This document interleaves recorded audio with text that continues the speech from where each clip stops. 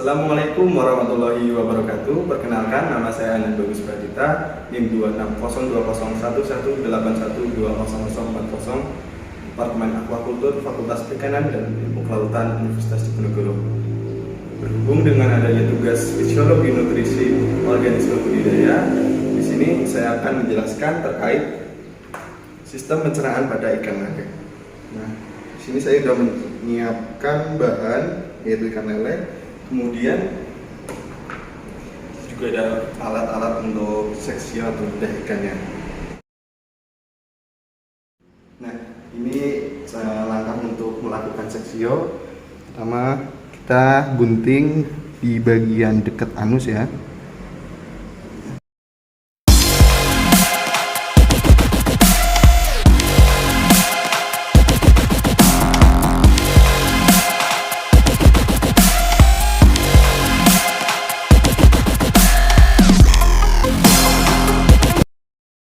Nah, inilah hasilnya ya teman-teman, setelah perut ikan terlihat terbuka semuanya.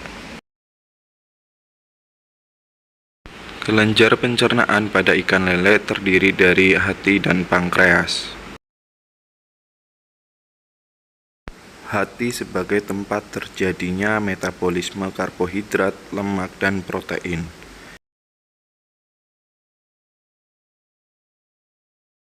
Hati juga sebagai tempat produksi cairan empedu, sehingga pada hati terdapat organ empedu.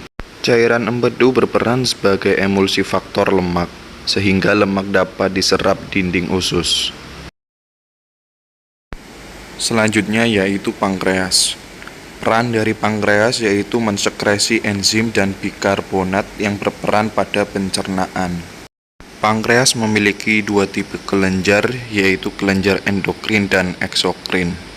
Pada ikan lele sendiri memiliki tipe pankreas berbentuk menyebar di antara sel-sel hati yang disebut hepatopankreas.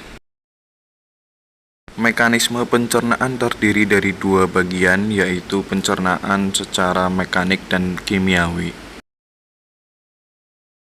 Pencernaan secara mekanik dimulai dari rongga mulut oleh gigi, serta terjadi proses pemotongan dan penggerusan.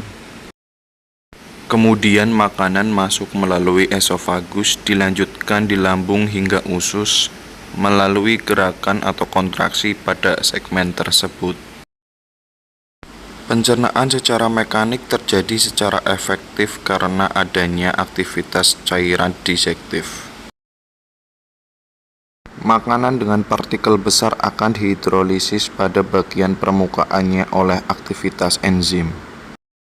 Bagian tersisa dicerna kembali oleh enzim hidrolisis dan seterusnya hingga semua partikel melarut. Pencernaan secara kimiawi dimulai dari bagian lambung. Cairan disektif mulai dihasilkan pada bagian ini dan kemudian disempurnakan di segmen usus.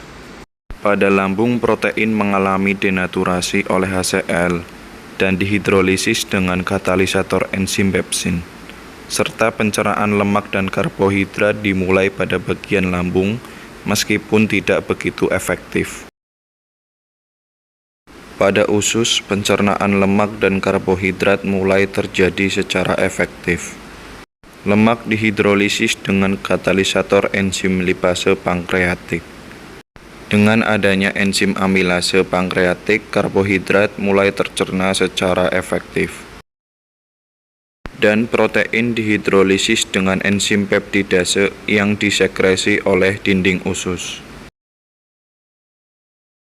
Kemudian terakhir hasil sisa pencernaan keluar melalui lubang anal atau anus dengan bentuk feses.